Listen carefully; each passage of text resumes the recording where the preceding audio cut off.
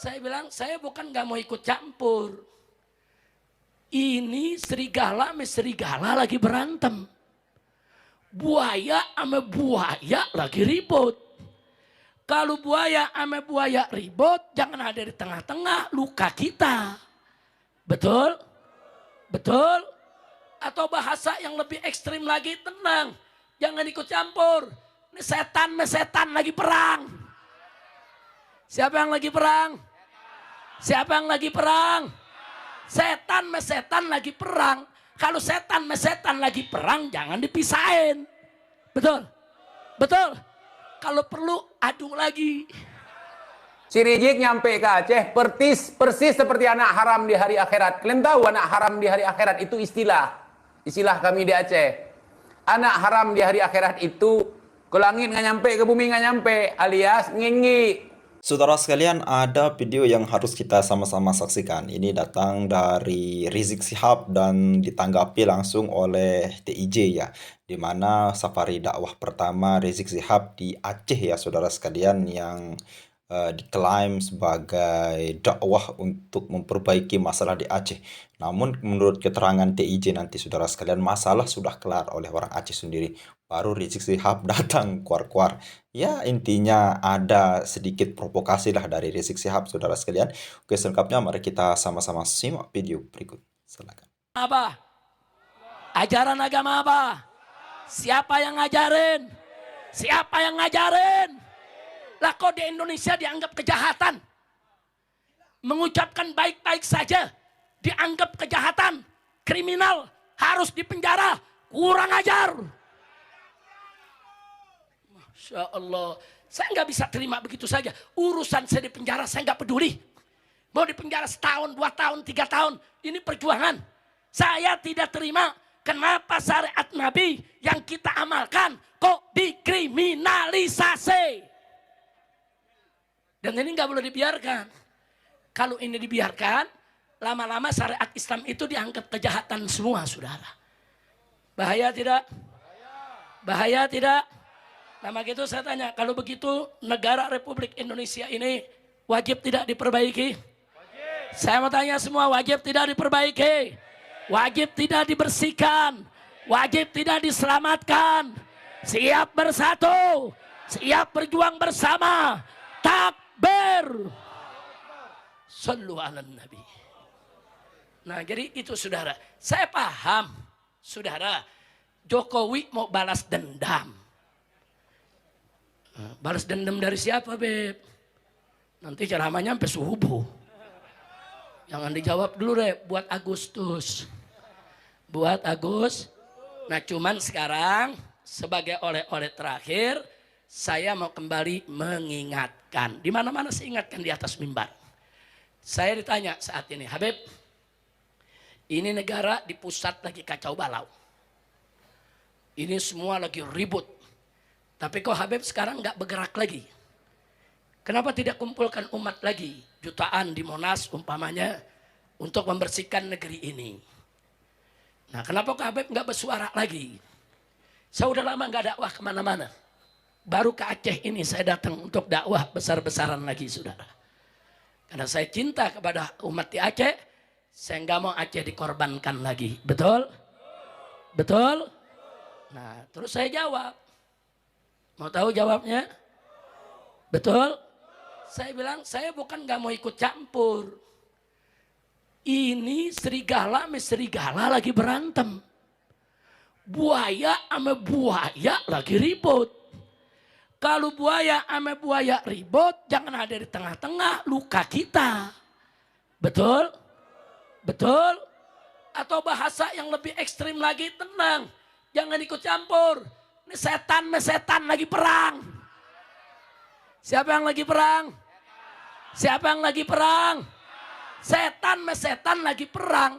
Kalau setan sama setan lagi perang, jangan dipisahin. Betul? Betul? Kalau perlu adu lagi. Setuju gak? Setan sama setan perang, aduin. Nanti setan yang satu kalah, setan yang satu menang, udah lemes, jorokin. Kita yang menang, betul? Setuju tidak? Setuju tidak? Setuju tidak? Tahu setannya? Tahu? Lu jangan nanya dong. Lu pakai nyebut lagi namanya. Ya, tapi yang disebut bener juga sih. Udah jangan nyebut, jangan nyebut. Tapi yang ente sebut barusan benar. Astagfirullahaladzim. Udah kita tahu sama tahu setannya. Jangan tanya saya. Kalau tanya saya ntar pulang dari Aceh saya ditangkap lagi. Waduh, man, siapa aja lu? Orang Aceh enak, Habib ditangkap, siap. Lu yang siap, gua yang di penjara. Saudara, emang anak muda zaman sekarang generasi apa sih nih? Milenial. Beta, Z, apa L, nggak paham dah. Ini model-model generasi sekarang kalau ada Habib ditangkap, ya Allah, alhamdulillah untung Habib doang yang ditangkap. Jangan, doain biar selamat semua, amin. Amin. Amin ya Rabbal Alamin. Insya Allah saudara, nanti kalau sudah tiba saatnya, saya akan kembali lagi ke Aceh. Kita akan banyak bercerita dengan saudara di Aceh. Setuju tidak? Boleh saya kembali lagi? Boleh balik lagi? Takbir. Siap memperjuangkan syariat Islam di Aceh. Siap dukung para ulama Aceh. Siap dukung para ustadz di Aceh. Takbir. Takbir. Dukung saudara. Di sini ada Pak Bupati daripada Aceh Besar. Dukung bupatinya, dukung ulamanya, rangkul secara bertahap, terapkan syariat Islam. Insya takbir. Jangan terpengaruh bisikan pusat. Karena di pusat ini banyak setan. Bisikannya berbahaya. Apa dia bisikin orang Aceh? Hei orang Aceh, jangan dulu kau terapkan syariat Islam.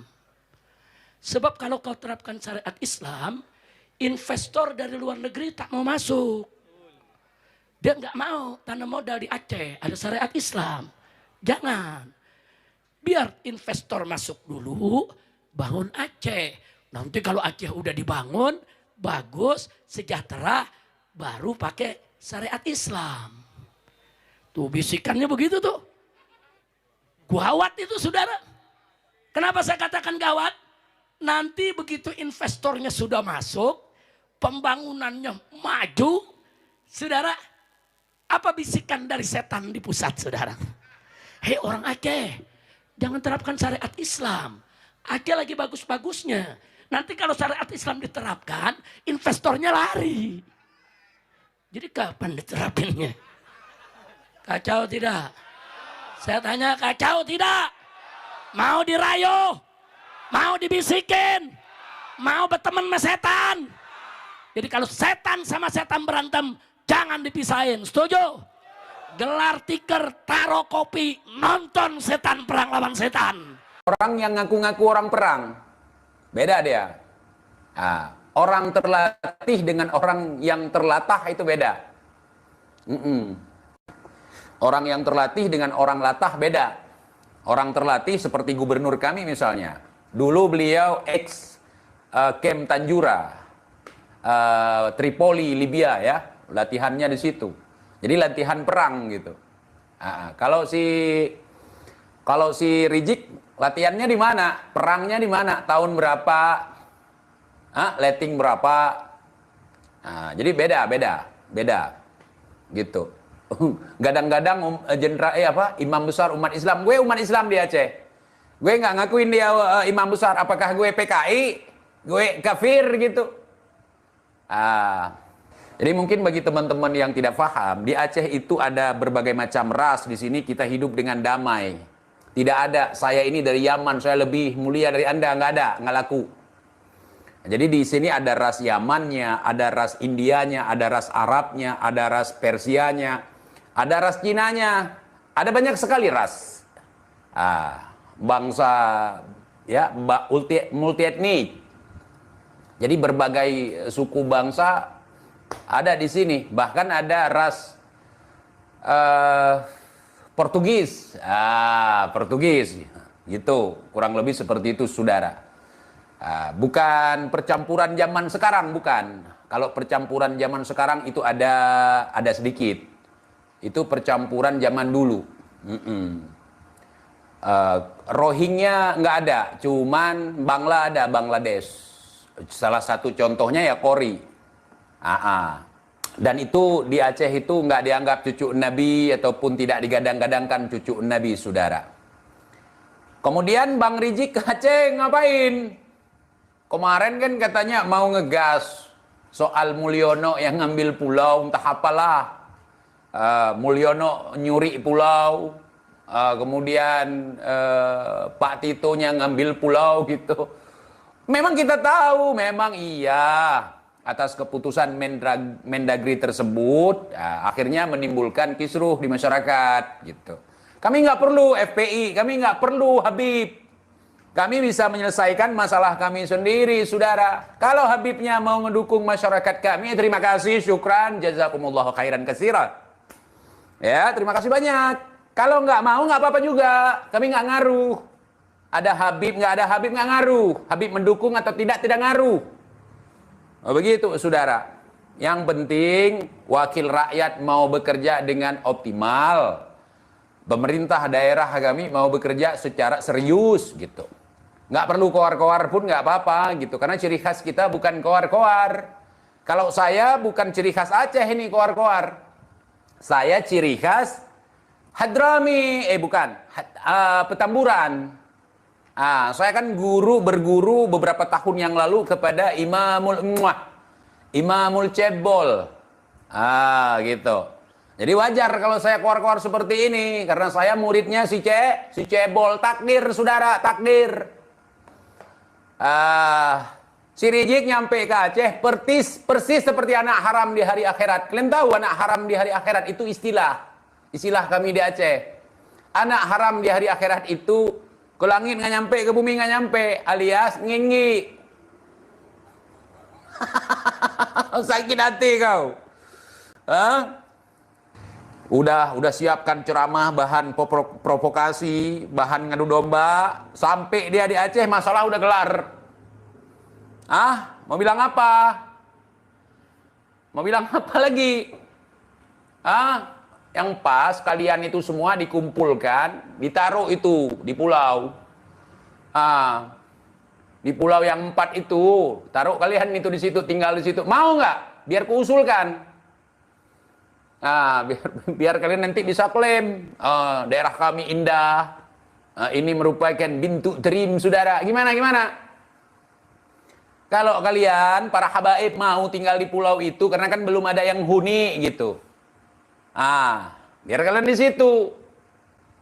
Karena kalian juga punya garomah datuk kalian. Jadi pulau, ada satu pulau di situ. Kalau pasang, pulaunya tenggelam, hilang. Kalau surut baru nampak lagi pulau. Kan kalian punya ilmu ngapung kayak tai gitu. Mau nggak? Biar kuusulkan kepada mualim. Kalian punya garomah kayak tai gitu, bisa ngampung di air, bisa ngambang di air gitu. Mau nggak? Jawab dong, Kevin. Biar gue buat proposal untuk menampung kalian itu. Kalian punya garoma. Tapi TIC ini nggak bisa. Pulau ini kalau lagi pasang itu bisa tenggelam. Nggak apa-apa, mereka kayak tai ngambang, gue bilang gitu. Bisa nggak kayak gitu? Kalau mau bilang ya, komen ya di bawah ya kalau mau. Oke, saudara sekalian, itu ya tadi tanggapan TIJ ya dari Aceh yang asli, dan dengan Teguh Kori juga, saudara sekalian. Namun satu tetap membela, tetap dengan berpegangan daripada apa yang dia yakini, dan satu lagi ketika membela Kiai Imad lalu kemudian kecewa, mungkin tidak ada honor transport, lalu kemudian berbalik arah untuk menyerang Kiai Haji Imaduddin, saudara sekalian. Nah, terkait dengan hal ini, saudara sekalian, kalau kita lihat bagaimana dan apa yang disampaikan oleh Rizik Syihab, apalagi ketika menyampaikan, ya mohon maaf bahasanya agak kasar, setan berperang dengan setan, saudara sekalian. Dan ini ditunjukkan oleh Rizik Syihab ini, saudara sekalian, bisa kita bilang ya, siapa yang dimaksud dengan setan itu sendiri, pasti bisa kita bilang 80% yang dimaksud adalah para pejabat, saudara sekalian. Ya, tentunya kita sudah tahu siapa yang dimaksud dengan setan ini sendiri, saudara sekalian. Namun ketika kita di dalam berdakwah dan menyampaikan kepada umat, tentunya perkataan-perkataan yang seperti itu yang ditunjukkan kepada pejabat yang dipilih oleh rakyat lalu kemudian diangkat ya. Lalu kemudian kita, saudara sekalian, sebagai ya mungkin bukan kita itu mungkin Anda semua yang menjadi dai, yang menjadi panutan, apalagi yang dianggap sebagai imam besar ya oleh kelompok mereka. Saudara sekalian, Rizik Sihab di sini menggunakan kata-kata yang tidak pantas. Bahkan ada yang mengatakan buaya berantem dengan buaya ataupun setan berantem dengan setan lalu kemudian nanti kalau sudah eh, semua dua-duanya tumbang atau salah satu tumbang baru kita yang maju, saudara sekalian. Artinya apa di sini, saudara sekalian? Ini menunjukkan Rizik Sihab memberikan contoh yang tidak baik terhadap umat. Apa? Ketika ada pejabat kita yang berselisih ataupun ada permasalahan di sini, tentunya kita sebagai rakyat, sebagai jalan tengah, bukan untuk mematikan mereka, saudara sekalian. Dan saya dan kita semua, saudara sekalian, berprasangkalah kepada para pejabat kita ya meskipun ada orang-orang yang memang menyelewengkan ya. Ya meskipun ada orang yang korupsi, ada yang seperti ini, ya, itu lebih baik oknum, saudara sekalian. Oknum semua. Dan yang menarik yang disampaikan oleh TIJ tadi, saudara sekalian, ketika Rizik Sihab datang ke Aceh untuk ya misinya salah satunya untuk menyelesaikan permasalahan dan berdakwah lah. Dan kita lihat dan Anda lihat cuplikan ceramah tadi tidak ada lebih, isinya semuanya provokasi semua, saudara sekalian. Bahkan ketika eh, Rizik Sihab menyampaikan hal itu, para kelompoknya senang semua.